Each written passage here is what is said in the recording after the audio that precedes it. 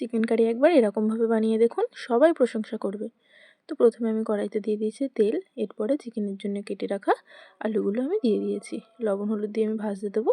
এদিকে আমি চিকেনগুলো যেগুলো নিয়েছি সেগুলো আমি স্কিন সমেত নিয়েছি। চিকেনটা আমি ম্যারিনেট করে নেবো। লবণ, লঙ্কা গুঁড়ো, হলুদ গুঁড়ো, কাঁচা লঙ্কা আর টক দই ম্যারিনেট করে আমি রেখে দিয়েছি। এদিকে যে আলুগুলো ভাজছিলাম সেগুলো ভাজা হয়ে গেছে। আলু ভাজার যে তেলটা আছে ওই কড়াইতে আমি আরেকটু তেল দিয়ে দেবো। এরপরে দিয়েছি গোটা গরম মশলা ফোড়ন। গোটা গরম মশলা বলতে আমি দিয়েছি দারুচিনি, এলাচ আর লবঙ্গ। এরপরে দিয়েছি পেঁয়াজ বাটা। পেঁয়াজ বাটাটা দেওয়ার পরে একটু ভাজা ভাজা হয়ে গেলে আমি দিয়েছি রসুন বাটা আর আদা বাটা। রসুন বাটা আদা বাটা দেওয়ার পরে আমি তাতে দিয়েছি টমেটো কুচি। টমেটো কুচি দেওয়ার পরে লবণ আর চিনি দিয়ে আমি ঢেকে রাখবো যতক্ষণ না পর্যন্ত টমেটোটা নরম হবে।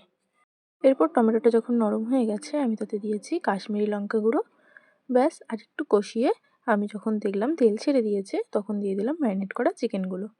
চিকেন দিয়ে ভালো করে কষাতে হবে। আমি ঢাকা দিয়ে দিয়ে কষিয়ে নিয়েছি। চিকেনের ক্ষেত্রে বা যে কোনো মাংসের ক্ষেত্রে যত ভালো করে কষানো হয় মাংসের স্বাদটা বহুগুণে বেড়ে যায়। কষানোর ফলে চিকেনের কালারটাও চেঞ্জ হতে শুরু করেছে। এখন আমি ভেজে রাখা আলুগুলো এর মধ্যে দিয়ে দেবো। আলুগুলো দিয়ে আর একটু ভালো করে কষিয়ে আমি জল দিয়ে দেবো। যেরকম গ্রেভি রাখবে সেরকম পরিমাণে জল দেবে। আমি এখানে গ্রেভিটা একটু বেশি রাখবো, সেই জন্য আমি পরিমাণে জলটা একটু বেশি দেবো। তারপরে ফুটে উঠলে আমি দিয়ে দেবো ধনেপাতা, দুটো কাঁচা লঙ্কা চেরা। ধনেপাতা আর কাঁচা লঙ্কা চেরা দিয়ে আমি আরেকটু ফুটিয়ে নামানোর সময় গরম মশলা গুঁড়ো দিয়ে নামিয়ে নেব। তাহলে রেডি হয়ে যাবে আমাদের চিকেন কারি।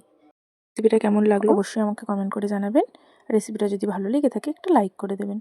দেখা হচ্ছে পরবর্তী কোনো ভিন্ন স্বাদের নতুন রেসিপিতে।